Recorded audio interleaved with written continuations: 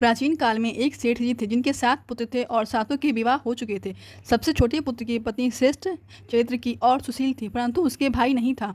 एक दिन उस घर की बड़ी बहू ने घर नीपने के लिए पीली मिट्टी लाने के लिए सभी बहुओं को साथ चलने के लिए कहा। तो सभी एक साथ डलिया और खुरपी लेकर मिट्टी खोदने के लिए निकल पड़ी। जब जब बहुएं मिट्टी खोद रही थी तभी वहाँ एक सर्प निकला, जिसे बड़ी बहू खुरपी से मारने लगी। यह देखकर छोटी बहू ने उसे उसे रोका और कहा, इसे मत मारो, यह बेचारा निरपराध है। यह सुनकर बड़ी बहू ने उसे नहीं मारा तो वह सांप एक और जा बैठा। तब छोटी बहू ने उससे कहा, मैं अभी लौट कर आती हूँ, तुम यहाँ से मत जाना। इतना कहकर वह सबके साथ मिट्टी लेकर घर चली गई और कामकाज में सर्प से जो वादा किया था वह उसे भूल गई। दूसरे दिन वह बात याद आई तो सबके साथ लेकर वहां पहुंची। सर्प अभी भी उस स्थान पर बैठा था जिसे देखकर छोटी बहू बोली, सर्प भैया नमस्कार। सर्प ने कहा, तू तू भैया कह चुकी है, इसलिए तुझे छोड़ देती हूँ, नहीं तो झूठी बात करने के कारण मैं तुझे अब तक डस लेता। वह बोली, भैया मुझसे भूल हो गई, उसकी क्षमा मांगती हूँ। तब तब सर्प बोला, अच्छा तू आज से मेरी बहन है और मैं तेरा भाई, तु तुझे मुझसे जो मांगना है मांग लो। वह बोली, मेरा कोई भैया नहीं है, अच्छा हुआ कि तुम मेरे भाई बन गए। कुछ दिन समय व्यतीत होने पर वह सांप मनुष्य का रूप रखकर उसके घर घर आया और बोला कि मेरी बहन को भेज दो। सबने कहा, इसका तो कोई भाई नहीं है, फिर तुम कौन हो? वह वह बोला, मैं दूर के रिश्ते में इसका भाई हूँ, बचपन में ही बाहर चला गया था। उसके विश्वास दिलाने पर परिवार के लोगों ने छोटी को उसके साथ भेज दिया। उसने उसने मार्ग में बताया कि मैं वही सर्प हूँ, इसलिए तू डरना मत और जहाँ चलने में कठिनाई हो वहाँ मेरी पूँछ पकड़ लेना। छोटी बहू ने वैसा ही किया। इस प्रकार वह उसके घर पहुँच गई और सर्प के घर के धन ऐश्वर्य को देखकर वह चकित हो गई। इस तरह वह उसके घर में रहने लगी। एक दिन सर्प की माता ने उससे कहा कि मैं काम से बाहर जा रही हूँ, तू अपने भाई को ठंडा दूध पिला देना। उसे इस बात का तनिक भी ध्यान नहीं रहा और उसने सर्प को गर्म दूध पिला दिया, जिससे उसका मुख जल गया।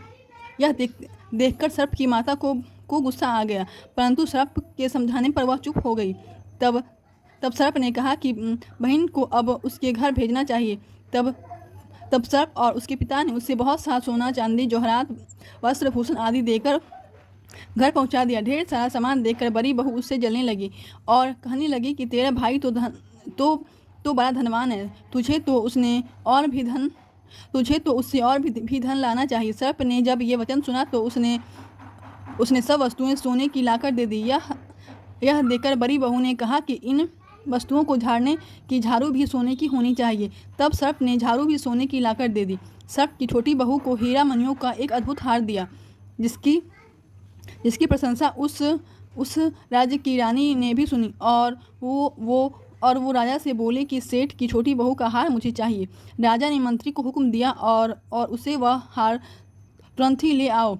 मंत्री ने सेठ जी से जाकर कहा कि महारानी जी छोटी बहू का हार पहनेंगी, वह हमें दे दो। सेठ जी ने डर के कारण छोटी बहू से हार लेकर उन्हें दे दिया। छोटी बहू को यह बात बहुत बुरी लगी।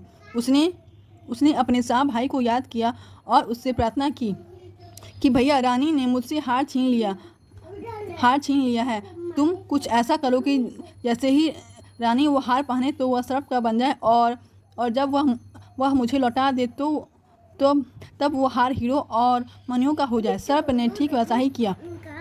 जैसे ही रानी ने हार पहना वैसे ही वह सर्प में बदल गया। यह देखकर रानी चीख पड़ी और डर गई। यह देखकर राजा ने सेठ के पास खबर भेजी कि छोटी बहू को तुरंत भेजो। सेठ जी स्वयं छोटी बहू को लेकर राजा के दरबार में उपस्थित हुए। राजा ने छोटी बहू से पूछा कि तूने क्या जादू किया है, मैं तुम्हें दंड दूंगा। वह बोली, राजन धृष्टता क्षमा कीजिए, ये हार ऐसा ही है, मेरे गले में हीरो और मणियों का रहता है और मैं इसे कोई और पहनता है तो ये गले में उसके सर्प बन जाता है। यह सुनकर राजा ने वह सर्प बना हार उसे देखकर कहा, अभी पहन कर दिखाओ। छोटी बहू ने जैसे ही उसे पहना वैसे ही हीरो और मणियों का हो गया। यह देखकर राजा ने प्रसन्न होकर उससे बहुत सी मुद्राएं भी पुरस्कार में दी। छोटी बहू वह अपने हार और सहित घर लौट आई। उसके धन को देखकर बड़ी बहू ने बहुत ईर्ष्या के कारण उसके पति को सिखाया कि छोटी बहू के पास कहीं से धन आया है यह सुनकर उसके पति ने अपनी पत्नी को बुलाया और कहा कि ठीक ठीक बता, ये धन कहाँ से आया। तब वह स्त्री फिर से अपने सर्प भाई को याद करने लगी। तब उसी समय सर्प ने प्रकट होकर कहा, यदि मेरी धर्म बहन के आचरण में किसी ने संदेह प्रकट किया तो मैं उसे खा लूँगा। यह सुनकर छोटी बहू का पति बहुत प्रसन्न हुआ और उसने सर्प देवता का सत्कार किया। कहते हैं कि उस दिन से नागपंचमी का त्यौहार मनाया जाता है और स्त्रियां सांप को भाई मानकर पूजा करने लगीं।